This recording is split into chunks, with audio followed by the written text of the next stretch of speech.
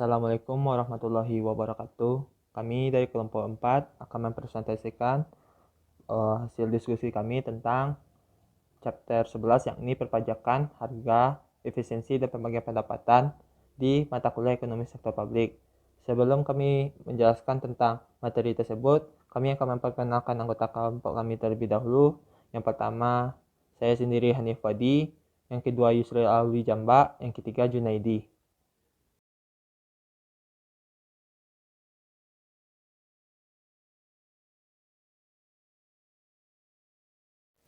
Masuk ke materi pertama yakni pajak lump sum atau standar benchmark untuk perbandingan. Pajak lump sum adalah jumlah tetap bahwa seseorang akan membayar per tahun, independen pendapatan, konsumsi barang dan jasa, atau kekayaan orang tersebut. Tetap dan pembayaran akhir oleh orang-orang kepada otoritas pemerintah tidak bergantung pada kontrol apapun variabel label. Pajak lump sum tidak menghalangi harga untuk menyamai marginal biaya dan keuntungan sosial barang dan jasa. Pengenaan pajak ini akan mengurangi kemampuan konsumen untuk membeli barang dan jasa pasar dan untuk menyimpan. Pajak lump sum kemungkinan besar mempengaruhi distribusi pendapatan, oleh karena itu mereka memindahkan ekonomi ke alokasi sumber daya baru yang efisien sesuai dengan pola 3 jenis permintaan yang dihasilkan dari distribusi pendapatan baru. Masuk kepada materi selanjutnya yakni tentang analisis kurva indifference di pajak lump sum versus distorsi harga. Pajak yang mendistorsi harga adalah salah satu yang menyebabkan harga bersih yang diterima oleh penjual yang baik atau layanan untuk menyimpang dari harga kotor yang dibayarkan oleh pembeli. Analisis kurva indifference dapat digunakan untuk membandingkan dampak pajak lump sum dan pajak yang mendistorsi harga. Masing-masing mengumpulkan jumlah yang sama dari seseorang. Pada gambar 11.1, pajak diasumsikan meningkat. Harga pasar bensin saat ini yang memutar anggaran konsumen trendline dari AB ke AB aksen. Jumlah pajak yang dibayarkan oleh orang yang acuh tak acuh. Kurva yang digambarkan pada gambar 11.1 dipengaruhi oleh kuantitas bensin dibeli per tahun. Harga kotor yang dibayarkan pembeli sudah termasuk pajak. Jaring harga yang diterima penjual adalah harga kotor dikurangi pajak. Harga yang disebabkan pajak dilipatan mempengaruhi pilihan konsumen dalam mengkonsumsi barang atau bensin atau belanja yang tersedia pendapatan atas barang lain. Konsumen menikmati pendapatan tahunan yang diwakili oleh jarak OA. Ini memberikan jumlah dolar pengeluaran untuk barang-barang selain bensin yang dibeli konsumen jika dia tidak membeli bensin dalam 1 tahun. Masuk ke dampak pajak terhadap harga pasar dan efisiensi. Poin pertama yakni pajak cukai satuan, dampak pada equilibrium pasar. Gambar 11.2 dengan harga pasar bensin $1 per galon, kurva permintaan yang dilihat D mencerminkan manfaat sosial marginal dari barang, sedangkan kurva penawaran S mencerminkan biaya sosial marginalnya. Equilibrium pasar pada poin B sesuai dengan jumlah bensin yang efisien per tahun. Pada keluaran Q, manfaat sosial marginal bensin sama dengan biaya sosial marginalnya. Harga bensin $1 sama dengan biaya sosial marginalnya, dan sosial marginal manfaat bensin. P sama dengan MSB sama dengan MSC. Ini adalah grafik dari impact of a unit tax on market equilibrium. Dalam grafik ini, jumlah pendapatan yang dikumpulkan dari pajak oleh pemerintah adalah besarannya bensin yang dijual setelah pajak dikalikan pajak per unit. TQ 1. Ini adalah representasi dikirim oleh persegi panjang P, N, PG, dan CA. Pada gambar 11.2, pendapatan total produsen hanyalah PN Q1. Misalnya jika Q1 adalah 10 juta galon bensin per tahun, maka pajak akan mengumpulkan $2,5 juta setiap tahun. Pendapatan total yang diambil oleh penjual setelahnya membayar pajak akan menjadi $9 juta per tahun.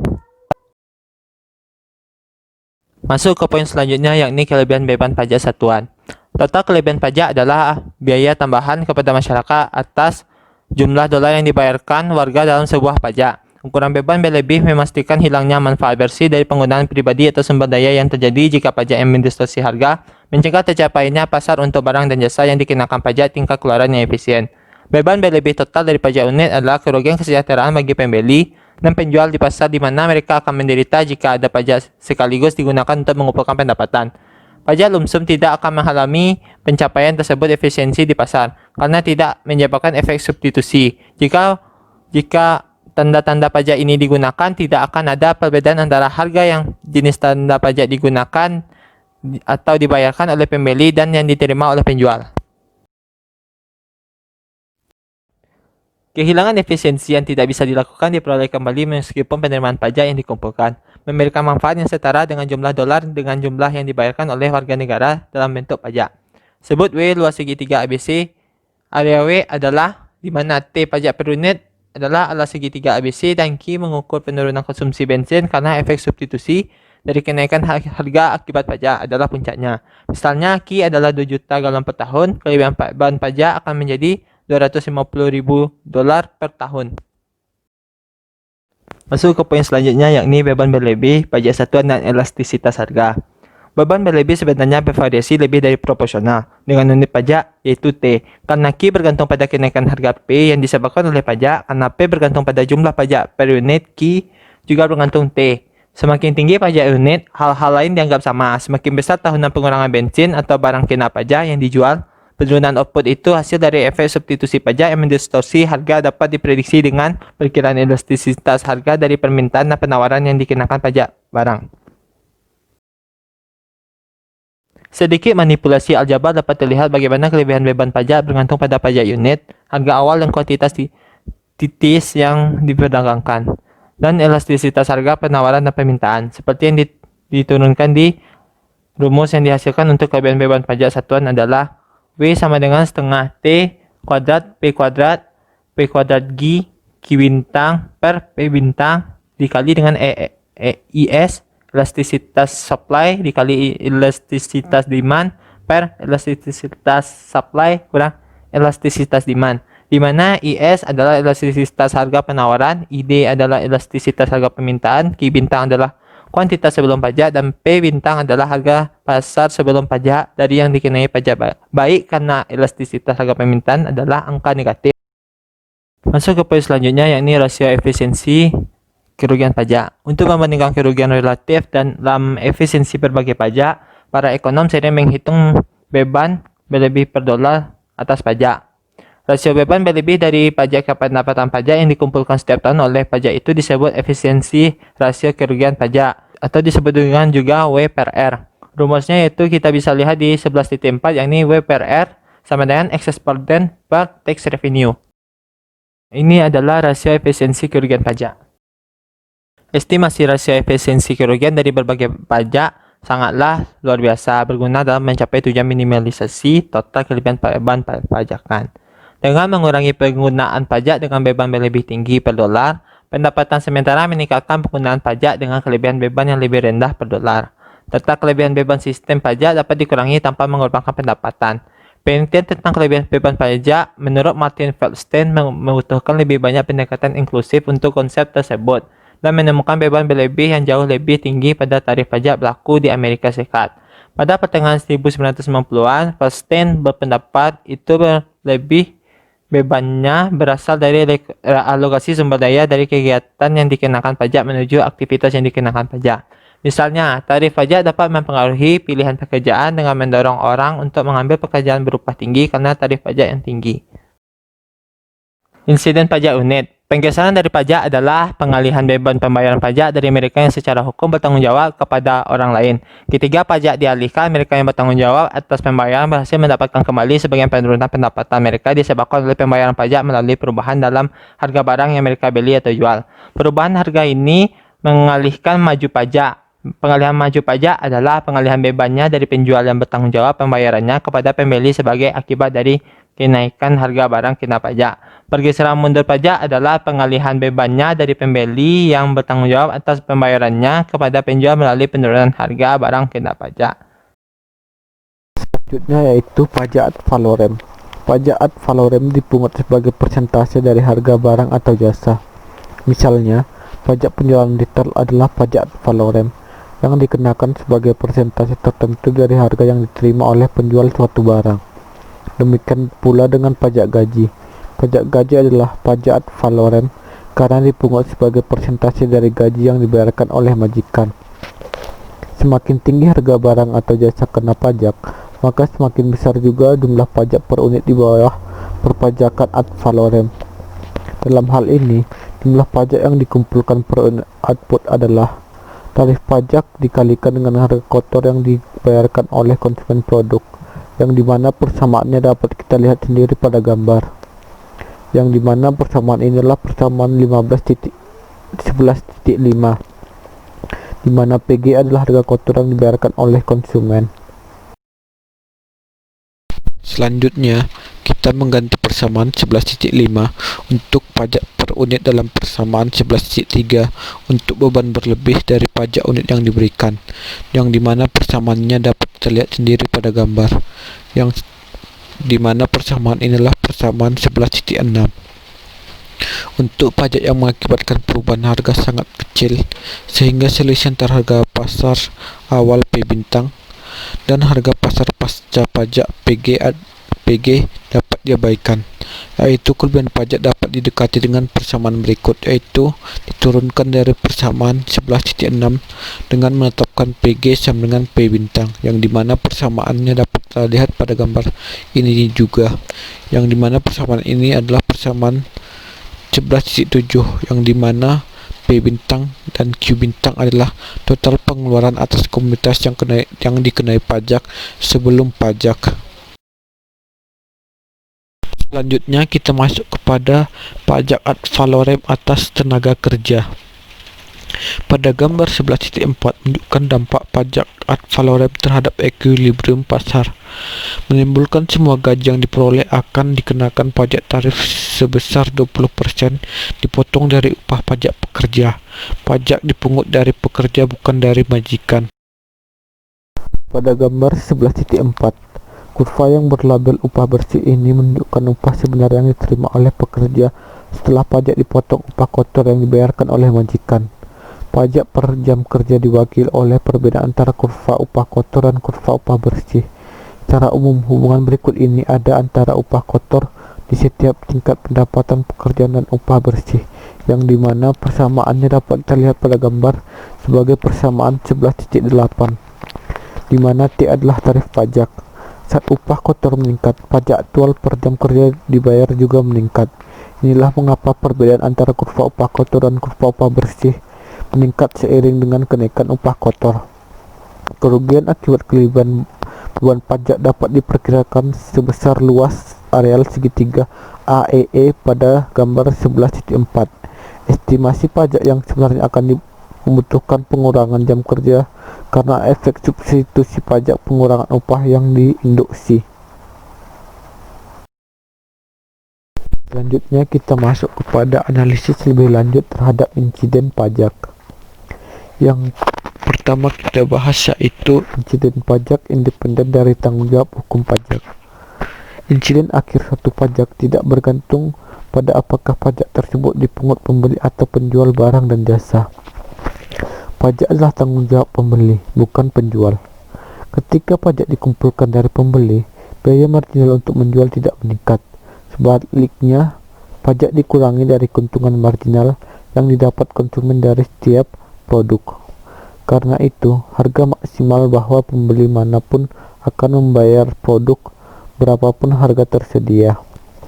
Pada gambar 11.5 menunjukkan bahwa kurva permintaan akan menggeser ke bawah, mengurangkan dari keuntungan sosial marginal setiap kuantitas, menghasilkan net keuntungan marginal yang didapat konsumen dari produk setelah membayar pajak. Mereka sekarang mendasarkan keputusan mereka untuk membeli produk pada keuntungan marginal bersih mereka. Selanjutnya yaitu tentang insiden pajak dan elastisitas harga dari permintaan dan penawaran. Semakin tidak elastis permintaan barang atau jasa yang dikenakan pajak, maka semakin besar porsi pajak yang ditanggung oleh pembeli. Ini ditunjukkan pada gambar 11.6.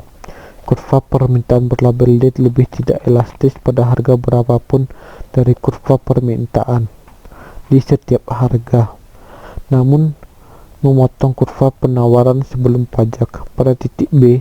Oleh karena itu, harga sebelum pajak akan sama pada kurva permintaan sebelum violet.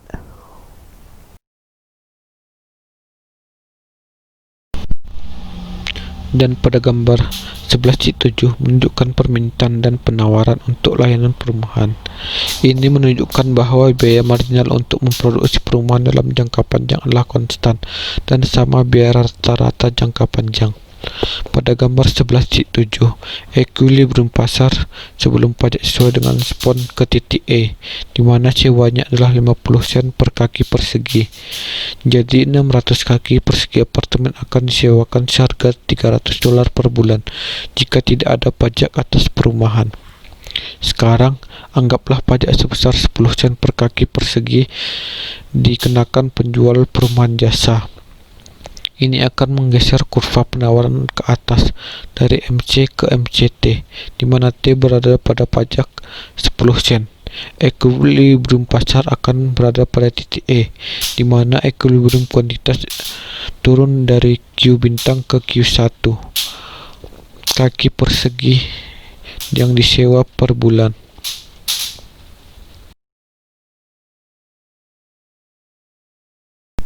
Dan pada gambar 11.8, pajak tidak berpengaruh baik pada equilibrium pasar jumlah jam kerja per minggu. Upah equilibrium sebelum pajak adalah WG. Upah equilibrium pasca pajak juga merupakan WG karena kuantitas keseimbangan juga ditawarkan tetap pada Q bintang jam per minggu. Itu seluruh pajak per jam kerja ditanggung oleh pekerja sebagai pengurangan upah diterima per jam kerja. Selanjutnya kita masuk kepada materi pergeseran di bawah monopoli. Seorang pelaku monopoli yang memaksimalkan keuntungan akan memilih tingkat keluaran yang sesuai dengan titik di mana pendapatan marginal sama dengan biaya marginal. Pendapatan marginal untuk perusahaan monopoli lebih curam dari jadwal pendapatan rata-rata dan berada di bawah kurva pendapatan rata-rata.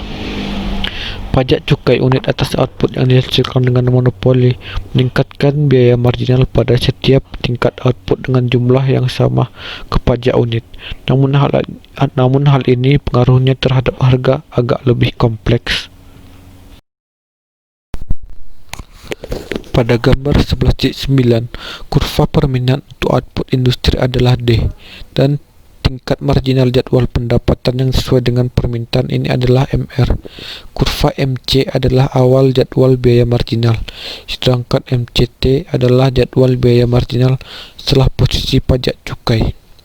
Jika industri kompetitif sempurna, harga awal akan menjadi P bintang dan kuantitas yang terjual adalah Q bintang.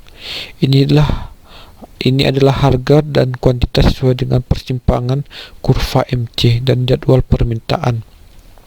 Tapi di bawah monopoli, harga dan kuantitas equilibrium sesuai dengan perpotongan dari kurva pendapatan marginal dan biaya marginal.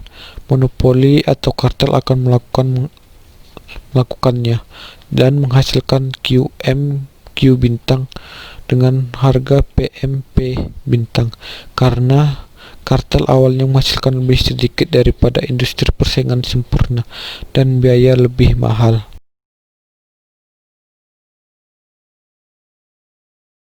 Dan pada gambar 11.9 ini juga, ketika perusahaan monopoli menyesuaikan kembali output setelah pajak ditetapkan, output turun ke QMT dan harga naik ke PMT. Pengurangan monopoli output QM karena pajak lebih kecil dari pengurangan output Q bintang. Ini akan mengurangi atas pajak yang sama yang dikenakan pada industri yang kompetitif. Ini karena marginal jadwal pendapatan lebih curam dari jadwal permintaan. Harga naik ke konsumen sebagai akibat dari pajak lebih kecil dari yang terjadi di bawah persaingan sempurna, menjadi penyebab berkurangnya kuantitas yang ditawarkan sebagai akibat dari pajak yang lebih sedikit.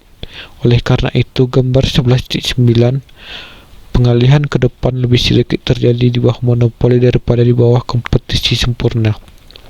Bagaimanapun, kabar baik bagi konsumen karena harga lebih tinggi dari komunitas di bawah monopoli. Selanjutnya kita masuk kepada analisis equilibrium umum atas kelebihan beban dan insiden pajak. Yang akan kita bahas pertama adalah meminimalkan kelebihan beban pajak penjualan dan cukai. Pada gambar 11.10 menunjukkan kurva permintaan untuk makanan dan sandang. Anggaplah bahwa pengaruh pendapatan dari perubahan harga untuk barang-barang ini dapat diabaikan, sehingga perubahan dalam hal jumlah yang diminta hanya mencerminkan efek substitusi yang disebabkan oleh pajak. Kurva telah digambar dengan anggapan bahwa pada berapapun harga tertentu, permintaan makanan lebih tidak elastis daripada permintaan kain.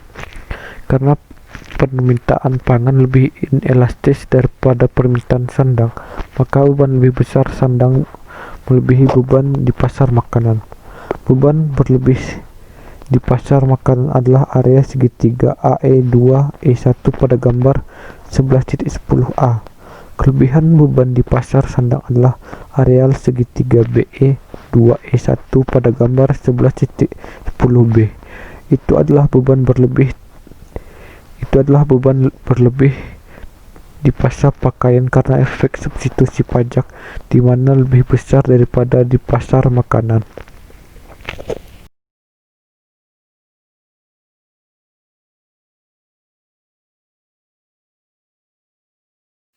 Sekarang kita masuk ke kurva multi-market analysis of excess burden. Implikasi dari analisis ini adalah kerugian efisiensi dapat diminimalisir jika hal-hal lain dianggap sama. Barang-barang dikenai pajak dengan tarif yang menurun dengan elastisitas permintaan. Permintaan yang lebih inelastis, semakin tinggi tarif pajak yang diperlukan memastikan minimalisasi kerugian efisiensi. Struktur tarif pajak seperti itu akan memastikan hal itu persentase pengurangan kuantitas yang diminta. Karena efek substitusi kenaikan harga akibat pajak adalah sama untuk setiap barang sistem pajak. Penjualan dan cukai yang efisien kemungkinan besar akan menghadapi pertentangan hukum jika dianggap tidak adil. Bahkan permintaan akan kebutuhan seperti itu. Hubungan karena makanan dan perumahan cenderung lebih tidak elastis daripada permintaan akan kemewahan barang. Oleh karena itu, sistem cukai yang meminimalkan beban terlihat sangat mungkin terjadi untuk menyerukan tarif pajak yang lebih tinggi atas konsumsi kebutuhan. Ini akan menghasilkan lebih banyak, sangat tergantung pada pendapatan orang miskin dibandingkan dengan orang kaya. Sekarang kita masuk kepada analisis insiden multimarket. Beberapa ide dasar dari analisis multimarket atas kejadian pajak dapat menjadi dilakukan hanya dengan memperluas analisis untuk menangani dua pasar. Sumber daya mengalir yang disebabkan oleh perpajakan dan efek konsekuen diilustrasikan pada gambar 11.11.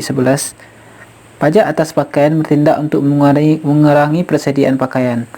Dengan akibat sering terjadi kenaikan harga besar dari P bintang ke PG dan penurunan kuantitas diminta dari Q bintang ke Q, seperti yang ditunjukkan pada gambar 11.11a, pajak dapat menyebabkan harga input khusus yang digunakan dalam produksi pabrik pajak barang jatuh. Ia akan mengurangi pendapatan pemilik input ini, memaksa mereka untuk menanggung sebagian dari tarif pajak.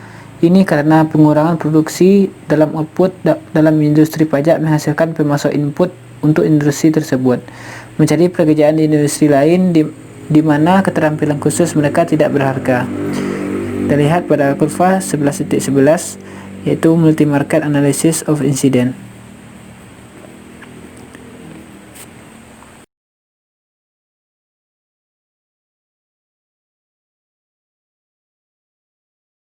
Pada kurva di atas dapat dijelaskan bahwa pajak atas sandang menggeser kurva penawaran dari S ke S, menaikkan harga pakaian ke PG, seperti yang ditunjukkan pada gambar 11.11a, dan melepaskan input dari pakaian produksi. Aliran sumber daya dari pakaian ke produksi makanan menghasilkan pergeseran dalam kurva penawaran makanan ke S dan penurunan harga makanan dari PF ke PF, sebagai ditunjukkan pada gambar 11.11b.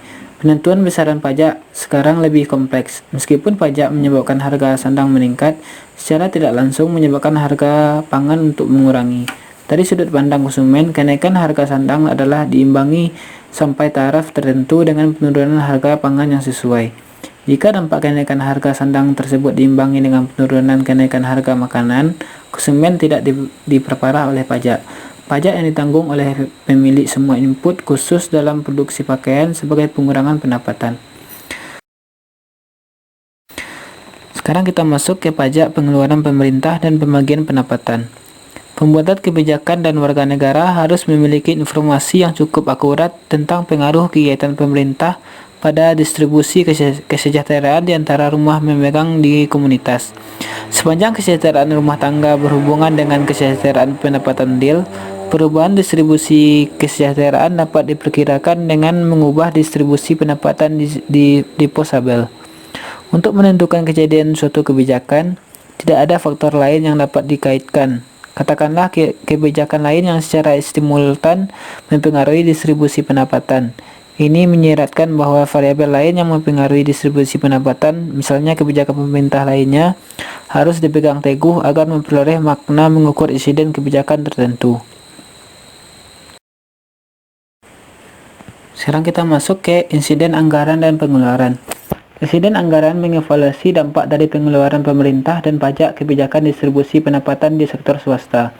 Insiden pengeluaran mengevaluasi efek dari pengeluaran pemerintah, alternatif proyek tentang distribusi pendapatan.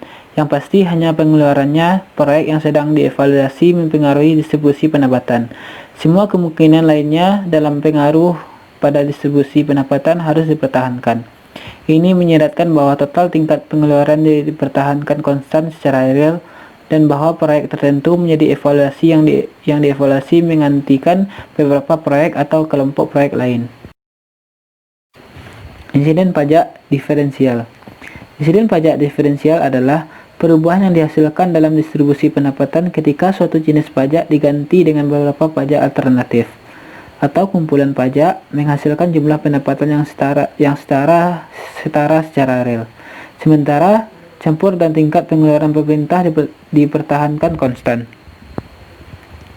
Namun, konsep kejadian diferensial mengabaikan saling ketergantungan antara sisi pendapatan dan pengeluaran anggaran. Karena alternatif skema pajak, jika dianggap sama, memang memiliki pengaruh yang berbeda-beda pada distribusi pendapatan di sektor swasta dan pajak dan di bagian pajak. Asumsi memegang tingkat dan campuran konstan pengeluaran pemerintah dipertanyakan. Alasannya bahwa perubahan dalam distribusi pendapatan dan pajak kemungkinan besar akan mengubah pola pemungkutan layanan publik. Kurva Lorenz. Pengaruh pajak terhadap bagi hasil dapat ditabulasikan secara parsial dengan menggunakan Lorenz kurva. Sebuah kurva Lorenz memberikan informasi tentang distribusi pendapatan berdasarkan ukuran tanda kurung. Kurva Lorenz hipotesis diplot pada gambar 11.2. Garis horizontal sumbu memberikan presentasi rumah tangga yang diperingkat dalam hal pendapatan mereka, sedangkan sumbu vertikal mengukur presentasi pendapatan. Garis 0E disebut garis distribusi yang sama. Perekonomian yang distribusi pendapatannya diukur sepanjang garis E0 dan E memiliki distribusi pendapatan real yang sangat seragam. Dapat dilihat pada figur 11.2, contohnya di kurva Lorenz.